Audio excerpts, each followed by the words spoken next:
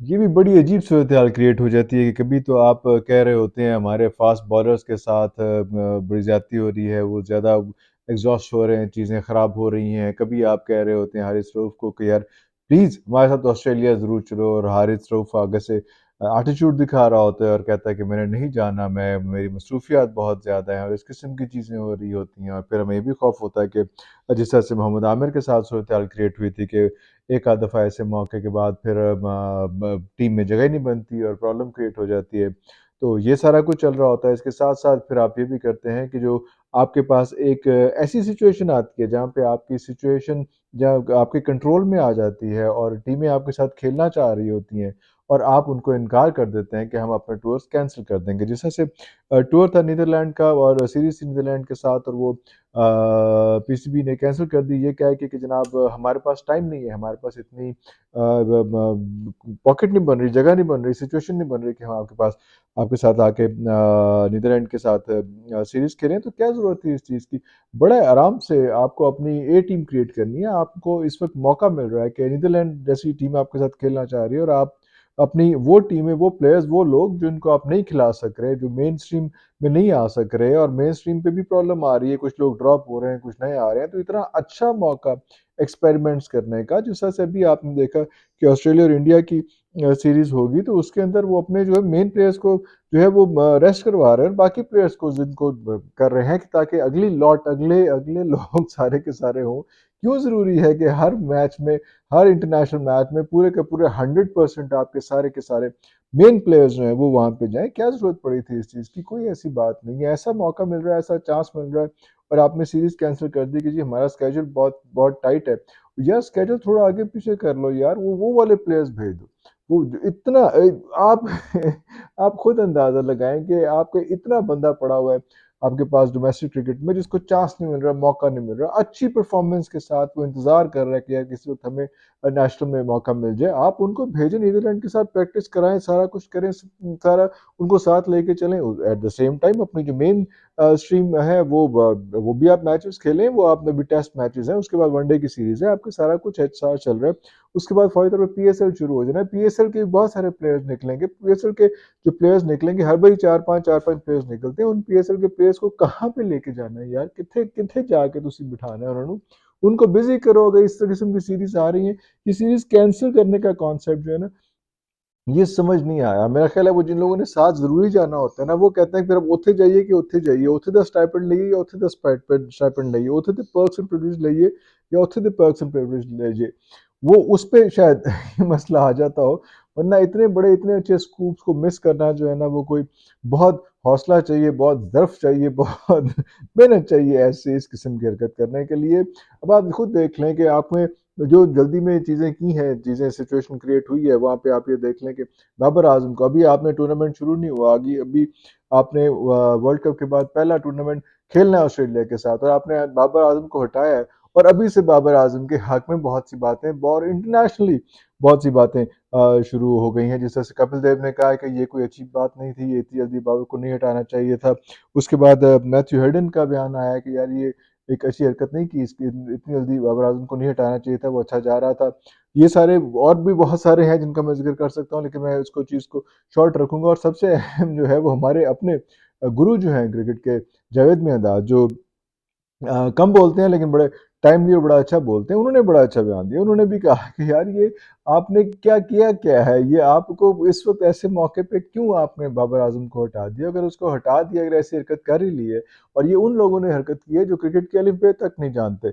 मतलब ये एक वो भाई उस लेवल का बंदा तो ये कह सकता है। अब हम तो इस बात को नहीं कह सकते, हम तो चुप ही कर जाते हैं कि क्या है, और ये बात यहाँ पे ठहरती नहीं है, यहाँ बात यहाँ पे ख़त्म नहीं होती। उसके बाद और बातें भी साथ-साथ आती हैं, जिसमें उन्होंने साथ ये भी कहा है कि यार जो नए प्लेयर्स लगाए हैं, कि बाबर आज़म को हटाना था तो ज़्यादा बेहतर था कि सरफ़राज़ को कैप्टन बनाए थे, ताकि क्योंकि सरफ़राज़ एक मैच्योर था, उस वक़्त चीज़ों को, सिचुएशंस को हैंडल कर लेता। आपने कैप्टन उस चीज़ को, उस बंदे को बुला लिया जो पहले टीम का हिस्सा ही नहीं था, जो अभी अभी टीम से आउट था, टूर्नामेंट से आउट था। उस बंदे को आपने कैप्टन बना के बिठा दिया, तो वो किस तरह से करेगा? ज़ाहिर-सी बात है, हम बात कर रहे हैं शान मसूद की।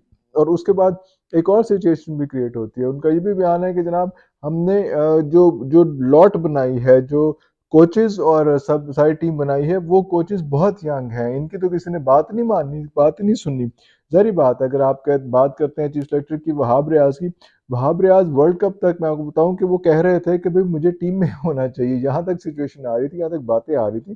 पीएसएल तक कभी पिछले साल तक तो वो खुद फील्ड के अंदर थे, अब उनका बयान है कि देखें क्या होता है, कैसी सूरत-ए-हाल होती है, वो खेलेंगे कि नहीं खेलेंगे, वो भी कुछ कंट्रोवर्शियल सी चीज़ें चल रही हैं, वो एक अलग बात है।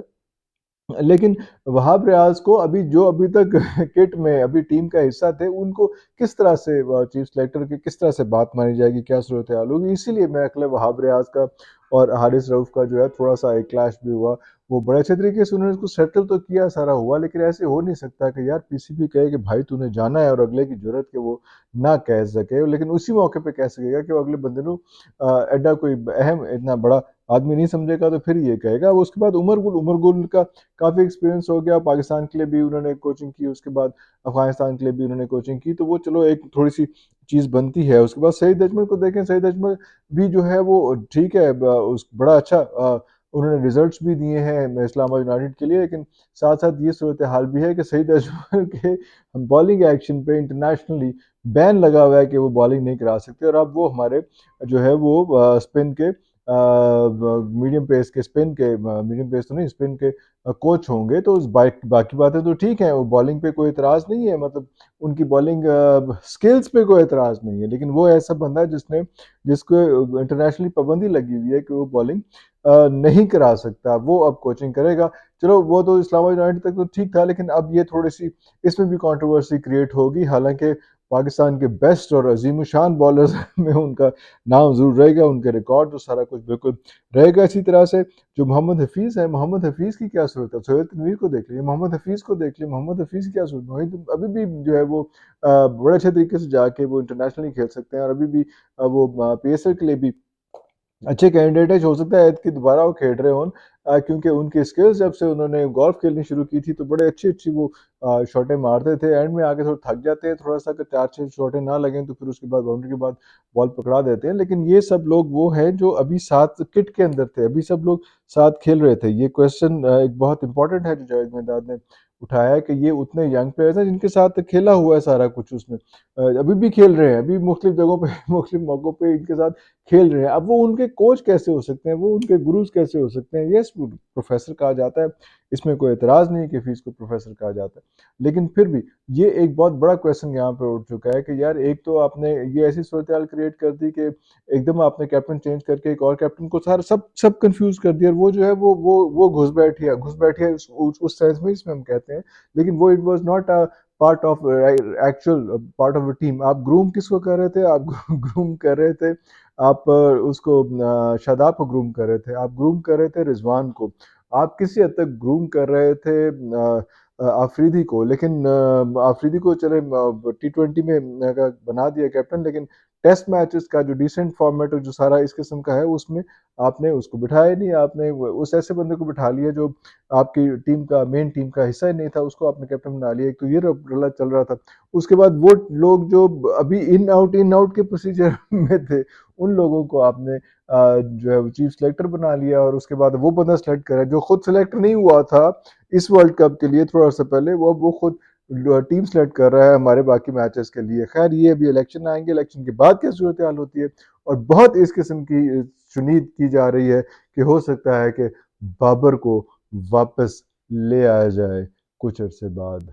अभी तक के लिए इतना ही, अगले व्लॉग तक के लिए इजाज़त दीजिए। पाकिस्तान जिंदाबाद।